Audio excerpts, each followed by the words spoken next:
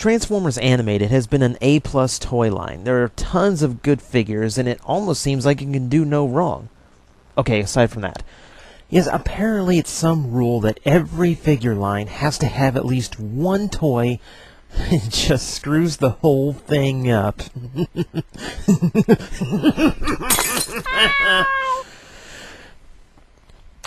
And Animated is no different. As I was blissfully unaware. I mean, I thought they were all pretty good. Aside from a few. But really, I didn't think there was anything really bad.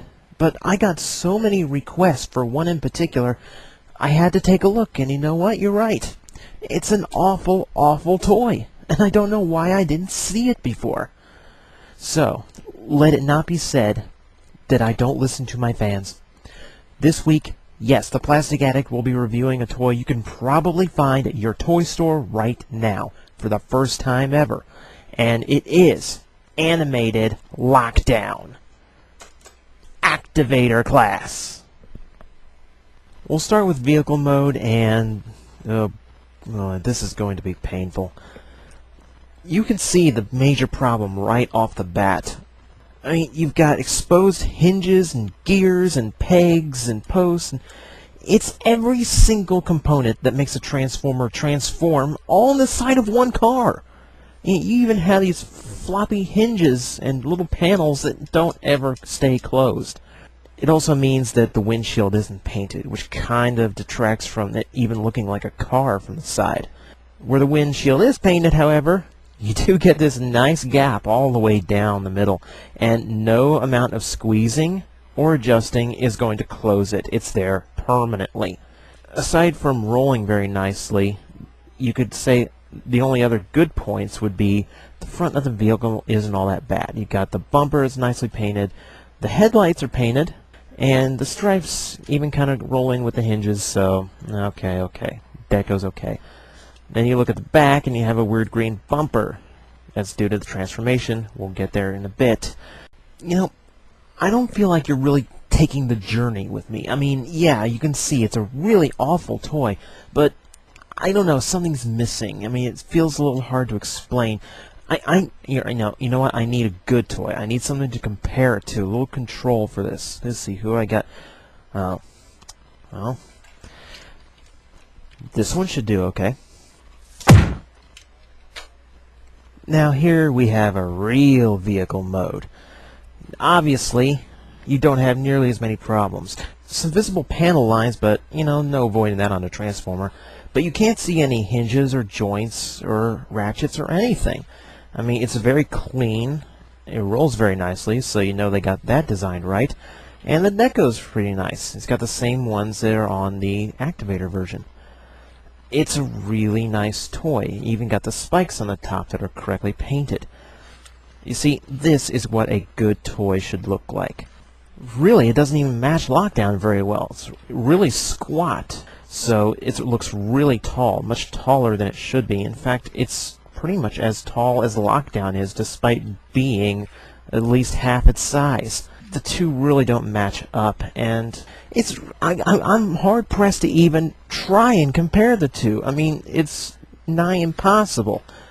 Surely, if it looked this bad at the design stage, someone with a 20/20 vision should have caught it.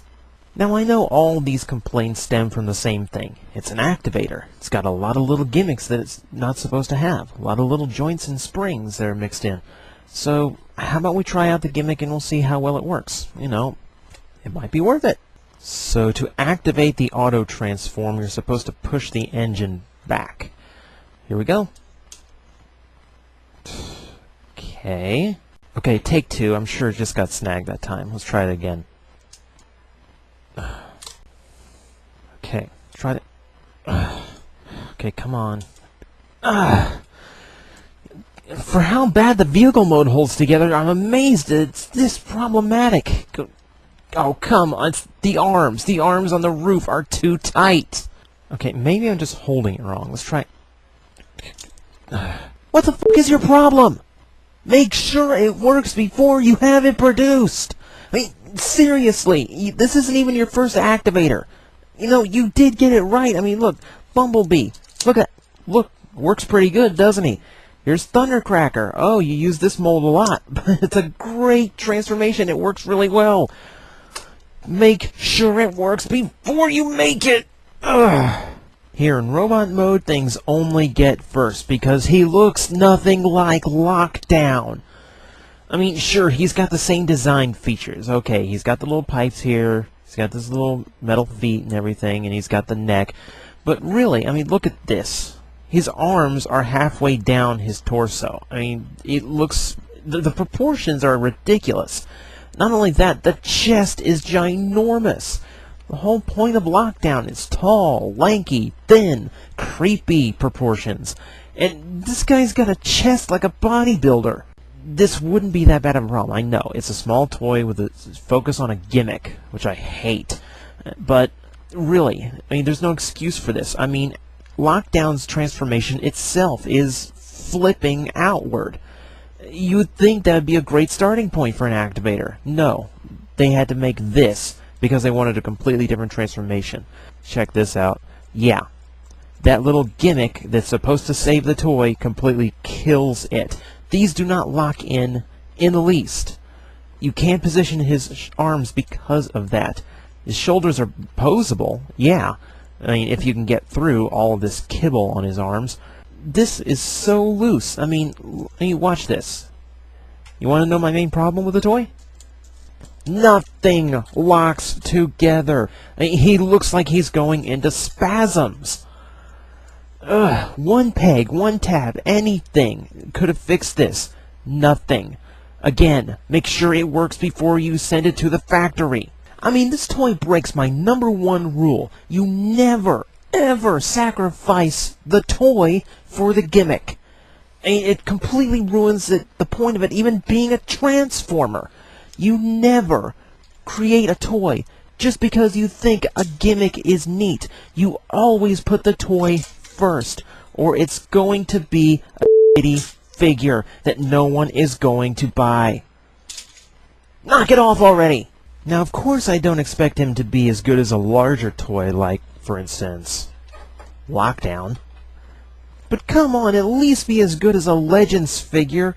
Now, if there's only one good point about him, is that the articulation isn't all that bad. I mean, yeah, this is really floppy and a lot of kibbles here, but his shoulder does have full articulation. You know, just like Lockdown's shoulder has full articulation. Knees, a little restricted, but his hips are okay. But again, he's got kibble issues. You know, and Lockdown has the same thing. I mean, the hips, great articulation. His ball joints on his hips even have their own hinges, which is nice. The knees, yeah, a little obstructed. But his feet can actually go over a 90-degree angle, so you can actually get some interesting poses that you can't normally get. I mean, he is quite posable. And so is this little guy. He even has little animated, adjustable feet, so he can stand a little bit more naturally. The problem being, everything's loose, nothing really holds in place, and of course, you're always going to have to deal with chicken flapping Lockdown. So what have we learned today? Well, hopefully we've learned not to let just a few flaws completely condemn a figure. I mean, Deluxe Lockdown, yeah, the hand is a little odd and maybe his knees don't bend enough, but it's a phenomenal toy. It's huge for a deluxe. Vehicle mode's great, highly cartoon accurate, and very posable. I mean, I don't know why I ever got requests for this guy. I mean, he's just phenomenal as far as I'm concerned. And rather than focus on a toy's few faults and overlook his many redeeming qualities, what we should really be doing is condemning toys with so few good qualities, you can't really find them at all. And as for Lockdown here, I think we've learned I'd rather be Unicron's after-dinner mint than ever have to play with a damn thing again. Proceed on your way to oblivion. I am the Plastic Addict. I stay addicted so you can stay...